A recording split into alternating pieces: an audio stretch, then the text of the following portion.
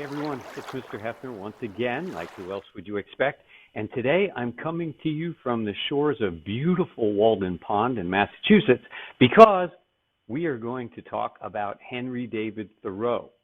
Thoreau, we've already mentioned in this unit, is one of the two transcendentalists that we're going to be reading. He was a neighbor and an acolyte, a student of Emerson. And one of the things Thoreau, my perspective, one of the things that Thoreau did was he tried to actually experiment and live the life of the transcendentalists. So he was influenced by Emerson, but one of the things he did was live on the shores of this lake for 2 years as simply as possible. One of his goals was to avoid all of the distractions of life that get in the way, sometimes our desires for possessions and our chasing down of personal wealth and things like that. Try to find the essence of what is living. And he journaled while he was here and even journaled for a while after he was here. He spent 5 years working on this book after the experiment was over, so he still kept tweaking things. But this was his actual experiment, to try to live here on the shores of Walden Pond, and he called the book Walden. So we're going to take a look at an excerpt from that. So let's do that right now. This is another one of those lesson topics where you'll see this from over here. Walden is an entire book all by itself. It's sort of a memoir, sort of an experiment, sort of philosophy, but it tells the story of the 2 years from moving in at Walden Pond to building his structure that he was going to live in, to the experiences he had along the way. Sometimes there's a little bit in there about just simply saving money. Other times he might just reflect on things like the power of morning and getting up early. Other times he might look at introspective type things, how he thinks and how he sees the world. So it is an experiment. And in a way, when I read Walden, I think of the autobiography of Benjamin Franklin to an extent. In both cases, it's kind of an example of just simply journaling, observing the world, reflecting on it, and trying to find some meaning. Now, our lesson essential question for Walden today is going to be, how does Thoreau use Walden, the book, the essay, whatever you want to call it, to inform the social conscience of modern society? So what do I mean by social conscience? I don't mean, well, actually I do mean. Social is the idea of how do we all live together? What is my role in the world? What is your role in the world? And what should I feel I owe the world? So for example, the world often tells us how we should behave, how we should dress, what kind of person we should be. And to some extent, we need to do a little bit of that so that we can all get along. But at one point, does society start demanding things of me as an individual, where I start to lose my individuality and I simply become a cog in the wheel of things? Well, one of the lines that we're going to read early on in today's selection is going to be, most men live lives of quiet desperation. The idea that we're unhappy with our lives, and when he says men, he means people probably at this time. It was still that time period where everybody was writing in the masculine. But most men live lives of quiet desperation. We go day to day to day, and we're desperate. We don't know how to change our lives. We don't know what to do next. And so instead of trying to change it, we just get up one morning and struggle through that and struggle through the next and the next. And so the idea of social conscience is, where do I believe I fit in? How can I contribute to society while still maintaining my individuality? And Henry David Thoreau is going to be an incredible champion of individualism and something called libertarianism. Today we have a third-party political party called the Libertarian Party, and many members of the Libertarian Party still credit the origins of that philosophy all the way back to Henry David Thoreau. Now, Thoreau is also another great writer of aphorisms, those witty or very wise but succinct statements. He learned this from Emerson, and philosophers do this all the time, and he is essentially an American philosopher. So I built a couple of those in here, but you will find people quoting Thoreau all the time. At the end of Walden, what a way to start. We're going to start with the end. But at the end of Walden, Thoreau says, I went to the woods because I wish to live deliberately, okay? To live deliberately, not just go day to day in quiet desperation. I wanted to front only the essential facts of life. What is the essence of living? I wanted to see if I could learn what it had to teach. Life is trying to teach us all the time, but most of us, close our ears and eyes to it. And then, here's the great part about this, what he didn't want was to one day come to die and discover that he had never really lived. And of course, if you're a literalist, you're like, well, you can't die if you never lived. But he's saying to truly live, to make the most out of a life, to become self-actualized, to make yourself happy, satisfied, content, whatever word you want to use. Don't want to get to the end of life and have nothing but regrets of all the things I might have done, could have done, should have done, and didn't do. Now, we always have a reflection question. The readers' journals are always here. And the question that our publishers gave us here is, what do you need in order to be happy? And Thoreau would say that most people are chasing the wrong things. We know today, for instance, a lot of people I need a new car. But a new car only keeps us happy for a little while, and then the bills keep coming in. Some people would want to become rich, and then they find there are problems with that. But then there are other people that seem to be happy in life, no matter what comes their way. They find some way to create the happiness rather than want it to come to them. And, the publishers of the book said, what do you need in order to be happy? I think Thoreau might have even said, what do you need in order to be content? From my perspective, having read Thoreau and even Emerson over time, there's this idea that we can't be happy all the time. If you're happy all the time, you're a little bit deranged because life isn't like that, right? But you can be content. Even when things don't go your way, you can content yourself by understanding how life works and knowing yourself really well. So Thoreau is going to be at this idea of how do we live our best life? Simply that. How do we live our best life and find who we are and live in society in a way which the society does not control us? All right, a couple of things about Henry David Thoreau. There's a picture of an older Thoreau. Unfortunately, Thoreau never did get to be an old man. That tuberculosis thing is going to be coming in here again. But he did a number of things. Obviously, he was a writer.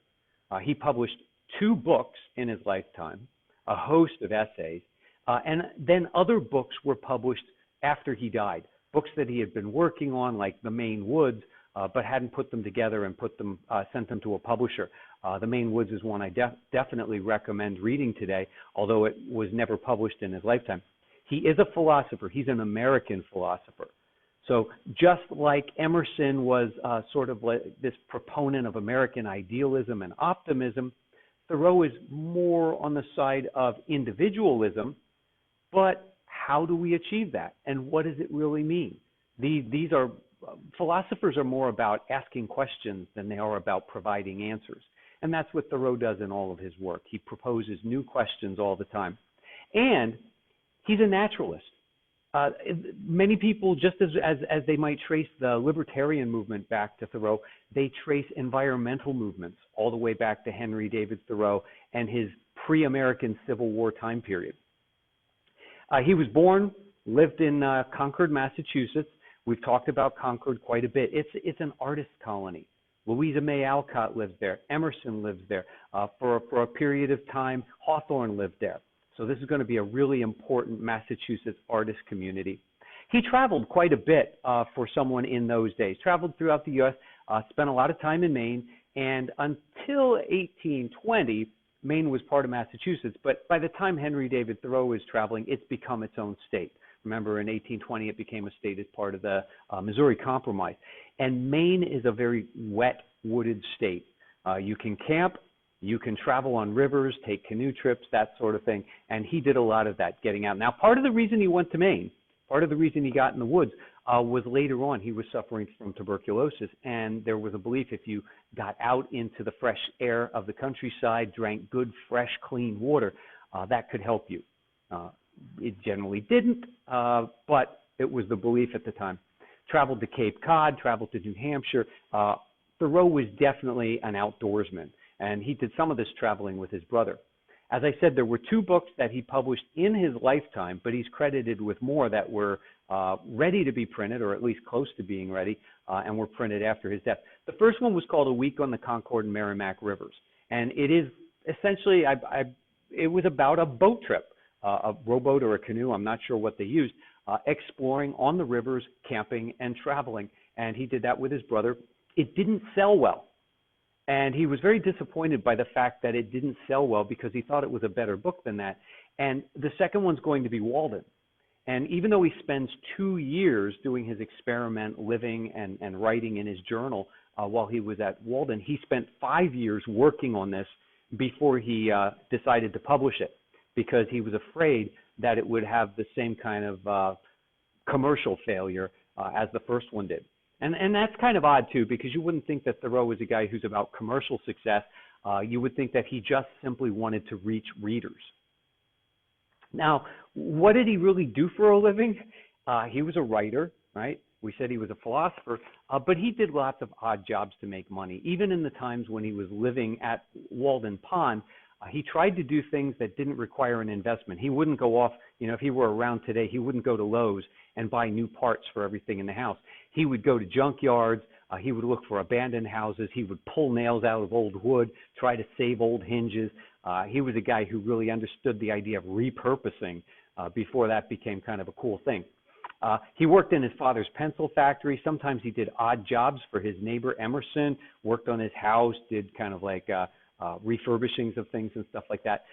But he didn't hold a job for a long time. He would work to make the money that he needed, and then he would give that up. Sometimes he was a tutor for school. Sometimes he was a teacher. Neighbors described him as an educated man without an occupation. And we probably know that people like that today. Very smart people, always working on projects, but they don't hold down a consistent job. Now, this 2-year cabin experiment, the land belonged to Emerson. Thoreau wanted to live in the woods by the pond. He's within walking distance of neighbors. Sometimes people who haven't read the book have the idea that he separated himself from society and just kind of like lived and without speaking for 2 years and wrote in his journal. He visited people. He worked in town from time to time, took different jobs. But this was his experiment to see how simply can I live life. Now, there are people who they're young and they want to get married. Then they get married and they want to have a house. And they buy the biggest, best house they can. And next thing you know, they're taking on extra hours at work because they've got to pay the mortgage. Then the house needs repairs and they take on more time, more work time to do that. And they end up chasing stuff in their life. And they never stop to just enjoy it. Thoreau was of the idea that I don't need a big, beautiful house. I need a place to sleep at night that's going to have a roof over my head. So he tried never to spend money on anything he didn't have to, because spending money meant working for someone else, which meant you're not an individual. Another thing that he's famous for, and we're not going to be reading this, but you should at least know it, is in New England, Henry David Thoreau was going to be a staunch abolitionist. He was against slavery, and he was a fair man. He wanted things to be right. And before the American Civil War, you had the United States war with Mexico. Now, it's a complicated kind of thing, but what basically happened in the war with Mexico was the United States decided we simply wanted to expand our borders all the way south to the Rio Grande, and some of that land belonged to Mexico. Mexico had a very large army that was equipped rather primitively. They had muskets, not rifles, and they still fought with pikes, long, pointed metal sticks. All right? The United States had one of the most advanced armies in the world. Long-range, accurate artillery, rifles. And so what happened with this war was a political group in the United States. It was the Democrats at that time. Different from the Democratic Party today as far as their philosophies and goes, but it was the Democratic Party at that time wanted to expand Americans' borders and simply go to war with Mexico and take this land back. Thoreau realized this was absolutely immoral. One country should not just simply use its army to go take land from another country. And he knew that if he paid his taxes, some of that tax money would be used to fund this war, and he thought that was immoral. So he didn't pay his taxes. He got thrown in jail, just one night, but he got thrown in jail one night for not paying his taxes. Someone bailed him out. Some people will argue that it was Ralph Waldo Emerson who bailed him out. There's conjecture on both sides. I'm not going to get into that. But he spent time in jail because he did what he thought was the right thing. Recently, with the passing of John Lewis, you might remember the phrase, "make good trouble." Protest in a good way that makes society better. That's what Thoreau was. And Thoreau wrote an essay called On the Duty of Civil Disobedience. The crux of this essay is governments are necessary for large groups of people to be able to live together. But that doesn't mean governments are good. And he decided that the best government is, well, he actually borrowed an idea from Thomas Jefferson. Thomas Jefferson had once written, that government is best which governs least. Kind of makes sense. That's a very libertarian kind of view. But Thoreau took it a step farther, and he said that government is really best which governs not at all, but he knew that people weren't ready for that. He hoped that one day they would, but they weren't. And so what he said was sometimes laws are passed, remember social contract and all of that, sometimes laws are passed by the majority, and if you're in the minority and you realize that a law is immoral, it's wrong even though most people support it, Thoreau's attitude was disobey it. He wasn't all about getting out and protesting or setting up camp or anything. He was just simply about do not obey laws if you believe they are morally or ethically wrong. And it started with his idea of I'm not going to pay taxes that are then going to be used to make war against an innocent people. So he wrote this essay, and the essay has influenced so many people since then. When Gandhi was helping the people of India fight for their independence against the British government, Gandhi read On the Duty of Civil Disobedience. And Gandhi realized that the Indian people, if they went up against the British army, they did not stand a chance. So what they needed to do was always be seen doing the moral, right thing, even if it was against the law. And if the British government punished them and made them suffer for doing something good and moral, the world should see that, and the world would come to their aid. If they fought back, the world would see them as violent. And you can see a little bit of this in some of the protests that sometimes go on in America. When people just simply sit and block an entrance or stand outside with signs and chant, everybody's like, well, they have a right to protest. But as soon as it turns over to looting, violence, rioting, suddenly nobody's on your side, or very few people are on your side anymore. All right? So the idea with civil disobedience was don't be violent, that's wrong too. Just simply disobey the law. And ultimately, civil disobedience became the guide for Martin Luther King Jr. during the Civil Rights Movement.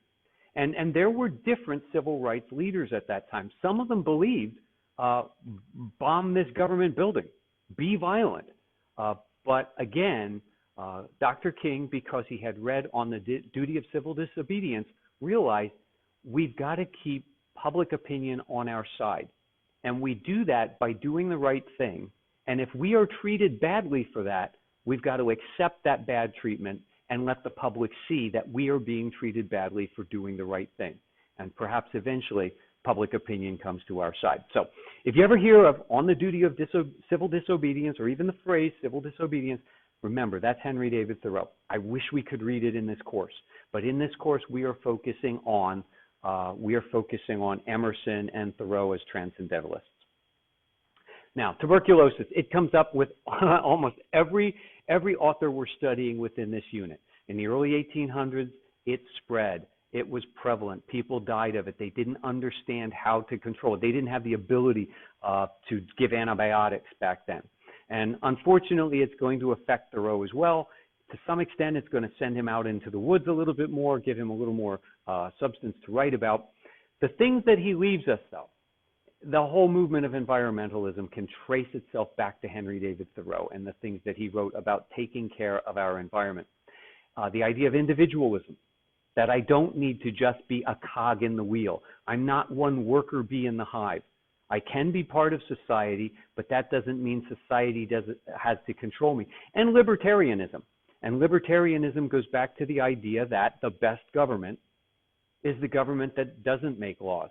The best government is the one that allows the people to govern themselves in a moral and just way, and that laws only have to be passed when we can't do that on our own. Just a couple of quick pictures.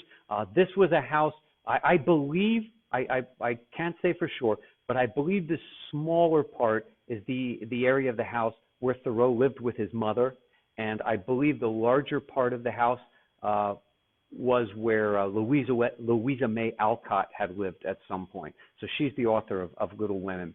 This is a Library of Congress image, and I just put it in here because it was the only picture I could find at that time. And I already told you this, that Walden is one of 2 books published during Thoreau's lifetime, but there are more books than that. I told you about how the first one did not sell well, so he worked 5 years on Walden before he decided to publish that one, and the property belongs to Emerson. Here's a 1900 picture of Walden Pond. So again, this one's also from the Library of Congress, and right behind me you see a modern picture. Yeah, the water's still wet. Not much has changed except the pictures are now in color. This is actually a major recreational site in Massachusetts now. If you go there in the summer, it will be crowded with people out fishing, swimming, that sort of thing. In fact, it's so popular that environmentally sometimes the state of Massachusetts gets kind of concerned about whether they need to limit the people and limit access to the pond. This is a recreation of the cabin that Henry David Thoreau lives in while he's here. It's on the right spot. But there's a whole Park Service kind of thing there, and I would think, I'm pretty darn sure, that even if the dimensions are right for this, when you read how Thoreau got this, he started with a building that had largely been being used as a chicken coop. He scavenged to get a lot of the parts and the windows and things, built it himself. This one here looks pretty fine. I mean, if you look at the clapboard siding here, it looks like it's brand new, and the tiles on the roof look like it's brand new. So I think this is a pretty cleaned up version of what Thoreau might have actually lived in. And then again, here's that same quote. So that quote about why he did this experiment.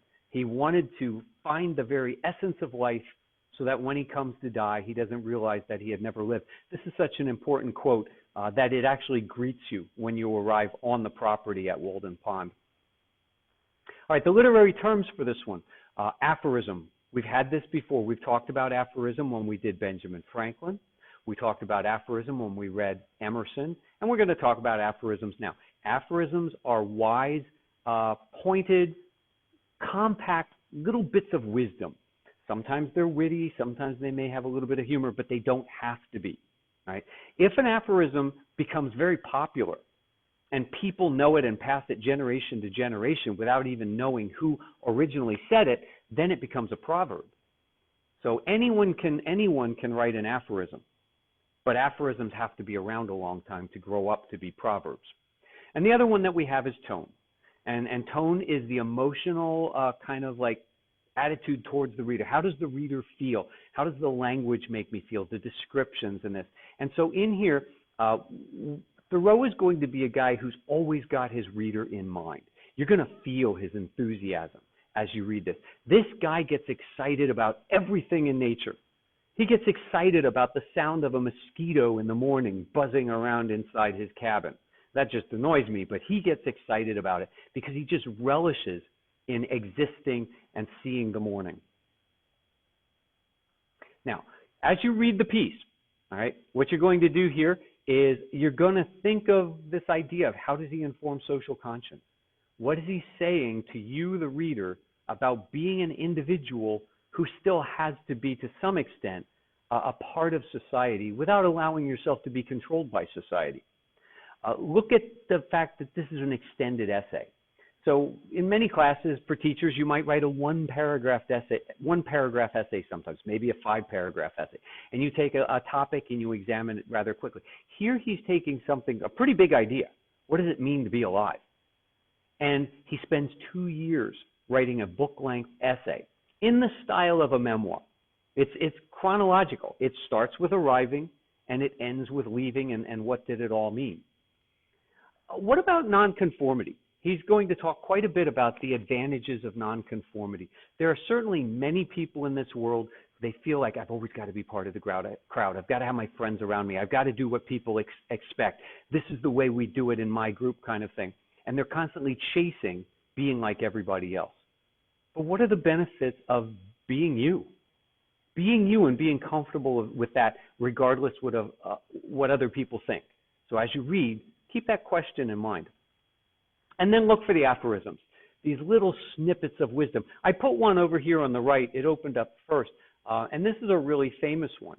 In fact, this one, when I was a high school senior graduating in 1980, this was our class motto. We picked Thoreau to be our class motto. If a man does not keep pace with his companions, perhaps it's because he hears a different drummer. Sometimes that's written as marches to the beat of a different drummer or something like that. But it's the idea that we don't all have to be lockstep with one another.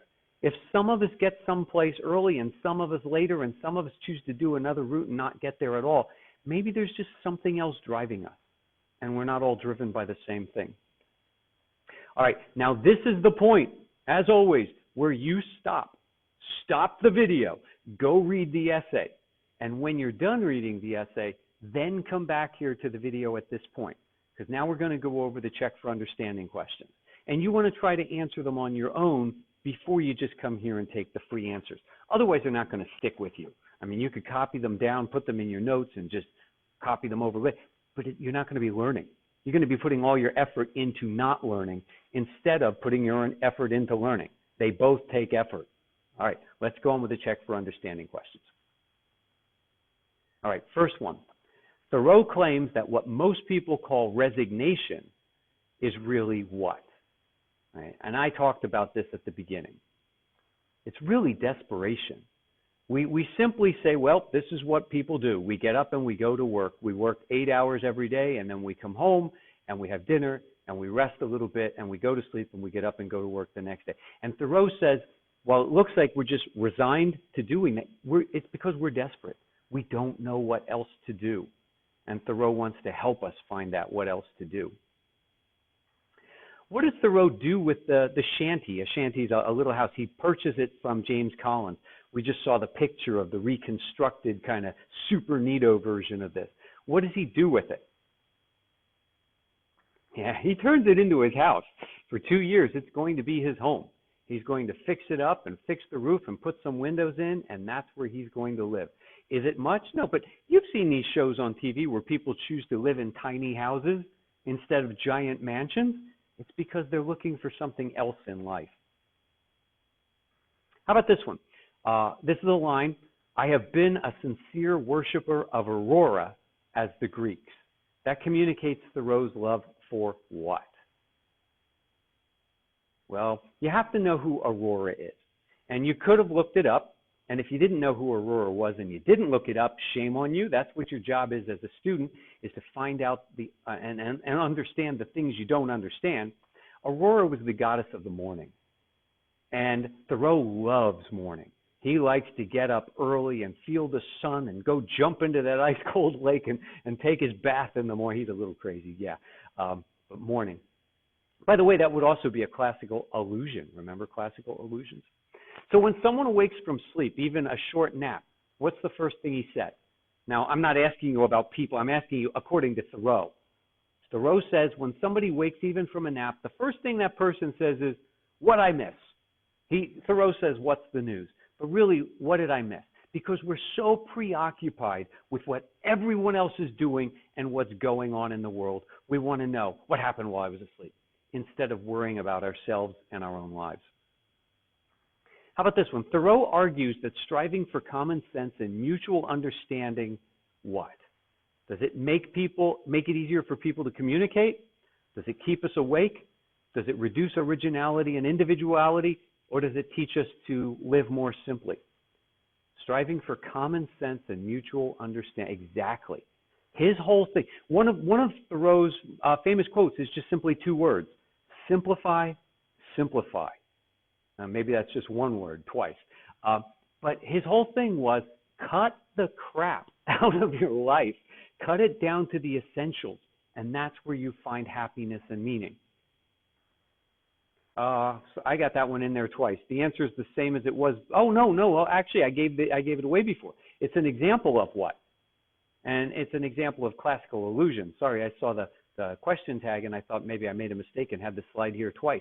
Yeah, Anytime you refer to mythology, the Greeks and Romans, lines from it, gods, goddesses, and you expect your reader to understand you, that's an allusion. And specifically, if it's the Greeks and the Romans, it's a classical allusion. All right, how is this overall piece organized? 2 years on the shores of Walden Pond. We said it's like a memoir, but we also said it's an extended essay. But that doesn't matter. What's the organizational structure? And that's going to be chronological. It's by time. I told you it starts when he arrives, it finishes when he leaves. Chronological. What will we describe this piece as? Is it an anecdote, a biography, a memoir, or a novella? Best answer here would be a memoir. It's his remembrances of living there on the pond and the thoughts that went through his head. It's too long to be an anecdote. An anecdote is a short, pointed story. And it's not really about him. It would be a biography if it covered more of his life, but it only covers the 2 years. So it's about this experiment on the shores of Walden, not about his life. How about this one? This was a little harder here. We have to go back to some of the things we talked about from the beginning of the unit. This work belongs in what tradition? Romanticism, Transcendentalism, Enlightenment, or Gothic literature? And this one would be Transcendentalism. Now, Transcendentalism is related to Romanticism. So there is a connection here. Romanticism is a European movement and it's a general philosophy. Transcendentalism is a more American philosophy based on the idea, a part of Romanticism based on the idea that there is more to this world than we can simply sense. So it's sort of a throwback to the Enlightenment, which was about math and science and figuring out the rules. Now in Transcendentalism, there's this idea that there still is something spiritual, something that we don't quite understand, but that doesn't mean we can't continue to try to understand. All right, here's another multiple choice. Thoreau shares an anecdote, a short, pointed story. Thoreau shares an anecdote about his encounter with a striped fish. Was it a fish? There's a word missing there. There was a lizard or I forget what it was, but there's a little creature in the water lying in the bottom of a stream. Publisher made a mistake there. And it's cold and it doesn't move anything. And it doesn't move at all. And he's trying to make a point. And the point that he's trying to make is that when people are in uncomfortable situations, we just put up with it. Again, it's more of that resignation. It's just the way life is, and we go on with it, instead of doing something about it and making it better for ourselves. All right, so that is our introduction to Henry David Thoreau. We're only going to be reading about 5 pages from a 200-page book. I hope you'll be, and the section that we have is going to jump. So it's not going to be just one section. You'll read a little bit, and then you'll see that ellipsis, the ... that you sometimes see. That tells you that we're now jumping ahead to a new part. Sometimes it'll be a new section and there'll be a new heading. Other times we'll just jump ahead within the same section and you have to rely on the ellipsis. But I really hope that even if you don't do it this year, school is crazy, we're busy all the time, find some point in your life and sit down and read all of Walden. I promise you, it's a life-changing experience reading this philosophy. Thanks for staying with me till the end.